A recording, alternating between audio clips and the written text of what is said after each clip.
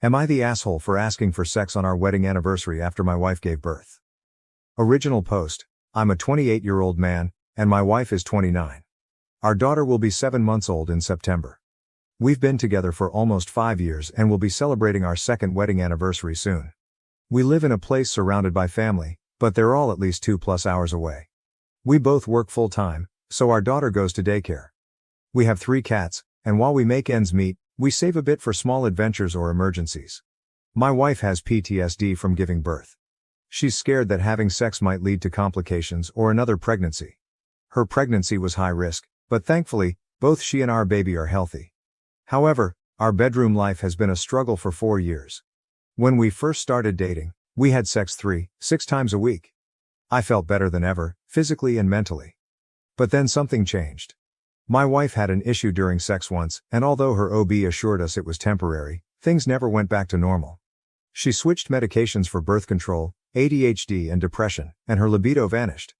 Note: I do not remember exactly what the name of the complication was. There were a couple of complications or excuses throughout 4 years. At one point she had back surgery, at another point she had vaginal surgery, which she fully recovered in 3 weeks, and at another point, she changed her medications again. We got through all of it together, but there was still a lack of sexual intimacy all these years. Outside of recovery periods, she'd have a random excuse as to why she's not in the mood. At the end of the day, it was simple. Her libido appeared to have vanished. Note: my wife has never gotten a test for this nor seems to have any interest in doing so. For the longest time, my wife blamed her new birth control but refused to change it. We discussed our sex life with a marriage counselor, and my wife kept saying, once we get married, I can get off birth control, and my drive should come back. I asked for a couple of months of frequent sex before trying for a baby, but she always laughed or rolled her eyes. Our counselor suggested I masturbate, but it didn't help much. After we got married, we had sex twice in the 2 weeks we were off with just the 2 of us.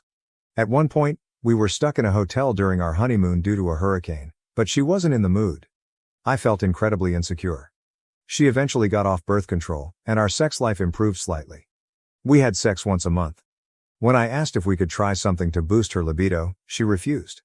Finally, she agreed to talk to her doctors. She changed her depression medication, and that's when her drive started coming back. We had sex about 3 times in a single month before we found out she was pregnant.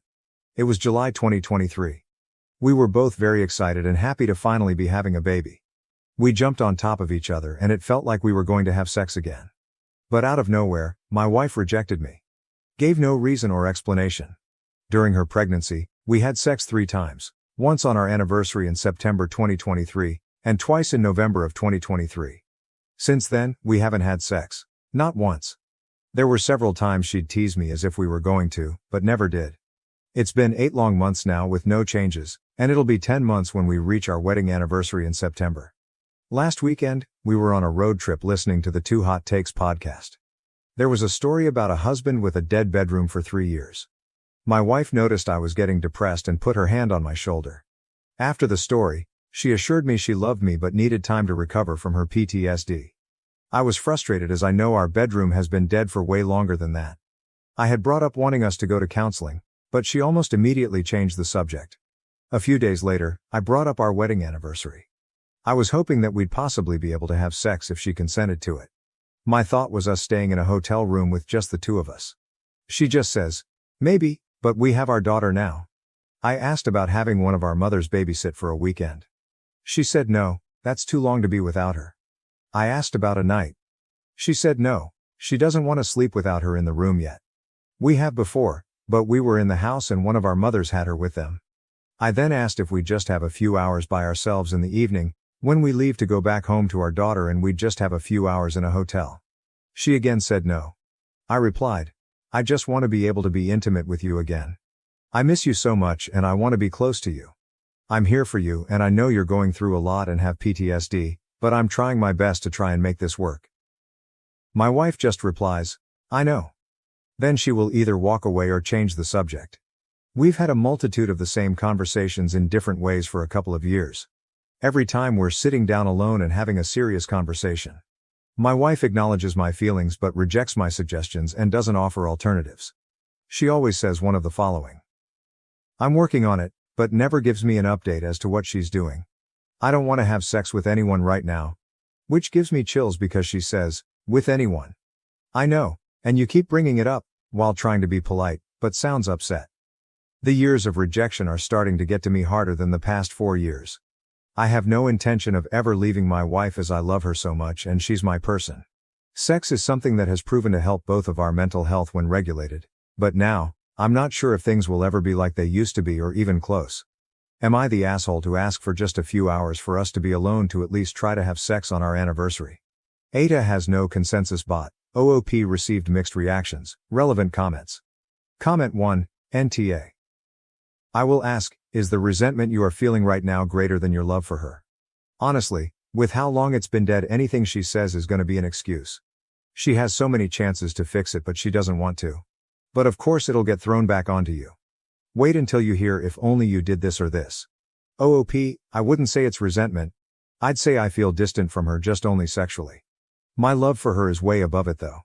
The intimacy would strengthen our relationship though, and life as parents would be way less stressful.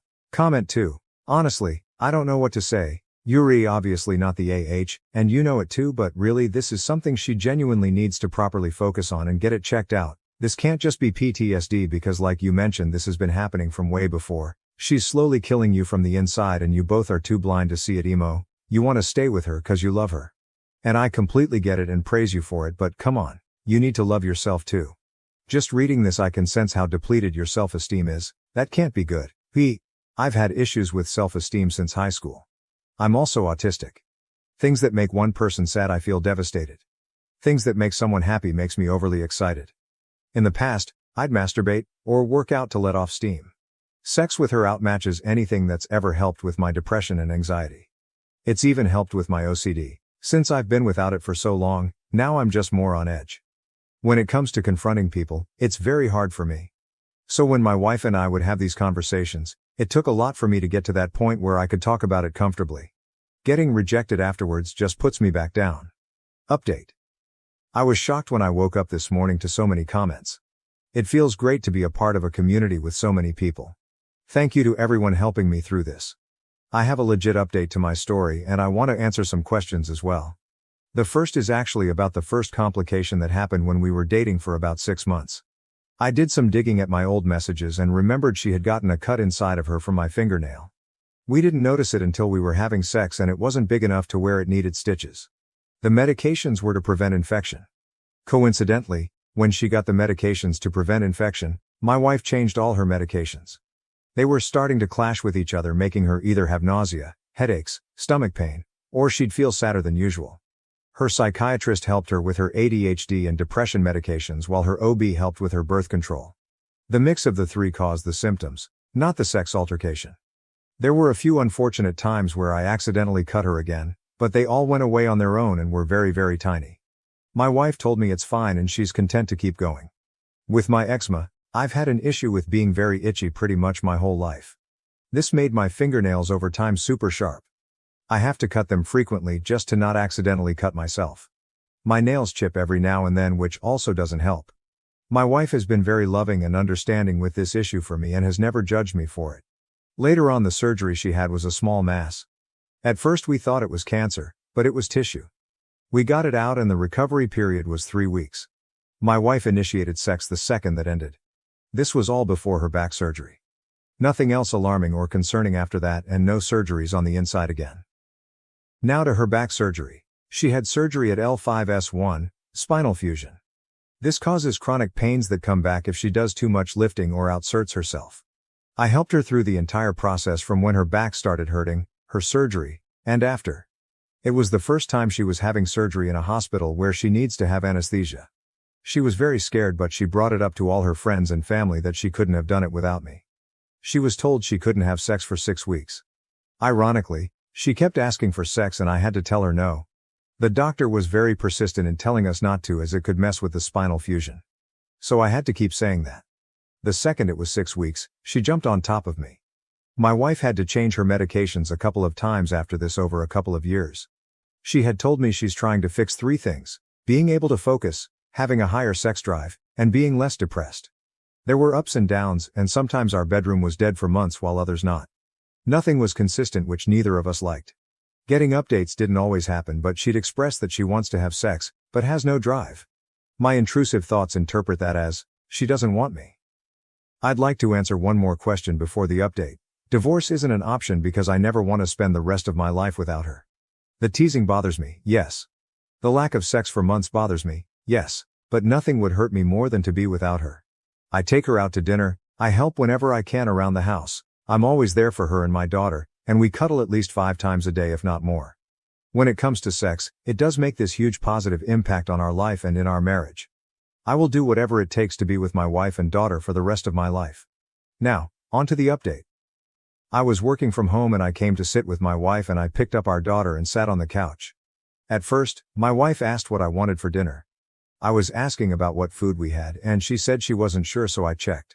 It dawned on me, the Trouble in Paradise? THT episode. Be spontaneous. I told my wife, I'm going to take you out. I'd like to go on a date with you. She blushed and smiled and got very excited. We got dressed and we went out, but I didn't tell her where we were going. A couple years ago, our favorite Mexican restaurant had closed down due to a fire. It had a special meaning for us. It was the first place we had dinner when we moved in together. The restaurant had just reopened, and I took her there as a surprise. We had a lot of fun. We drank, we ate, and more importantly, queso. We had a chance to talk about sex. My wife brought it up first. She said she wanted to give me an update, saying she's starting to feel a little something again, but usually goes away when the baby cries. Our daughter is actually very chill, and we co-parent extremely well. My wife talks about me in public all the time, and so do even strangers. I get compliments about how great I'm doing when in reality I have no idea what I'm doing. Anyways, I told her I had made a decision about the vasectomy and how I want to go through with it. She asked if I was sure, and that I don't feel like she's forcing me to. I said she's not. I said right now we need sex, and if we end up having another one it'll be in 5 years or more. She asked if I'm sure as there's a chance it won't be reversible. I told her that it's okay if it doesn't because we will find a way to have another one if we're financially able to. We have a plan. I have a doctor picked out and my insurance looks like it's covering most of it and within our budget. As for timing, we're looking for ASAP. Thank you again for all your comments and your help. I hope I get to hear my story on 2 Hot Takes. If I get messaged during their recording session, I'll reply back to their DMs if I'm available. I'm a huge fan and can't wait to see what happens. Relevant comments, OOP on how long it has been since his wife has given birth when they had sex. OOP, it's been 5 months since giving birth, 8 months since we had sex. Anniversary is in 2 months.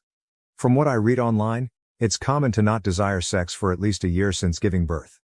It's a traumatic experience and I get that. I'm not going to force her to have sex on our anniversary, but I do want to. All I can do is help her through this and wait till she's comfortable again. Jasmine Blossom, dude, don't just cut your nails, file them down so they aren't sharp. And use lotion when not engaging in fingering so your skin is softer. And even wear disposable gloves if your skin is really rough.